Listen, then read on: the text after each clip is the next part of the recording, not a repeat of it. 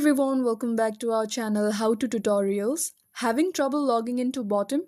Don't worry, here's how to fix it in just few easy steps. So let's get started. First, make sure you are connected to a stable Wi-Fi or mobile data. Once you confirm it, open the Play Store or App Store, search for Botim and tap Update if available. Second step, clear app cache and data. For that, go to your phone's settings, scroll down and find this option called Apps and tap on it.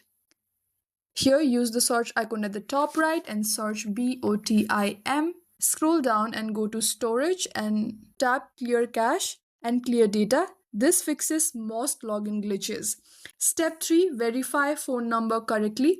Open Botim again.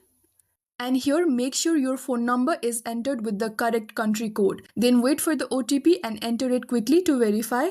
If it still fails, uninstall and reinstall the Botim app. You can also try switching from Wi-Fi to mobile data or use a VPN if your network blocks the app. And that's it. Your Botim login error should now be fixed. Like and subscribe for more quick mobile app fixes. Thank you for watching and I'll see you in the next one.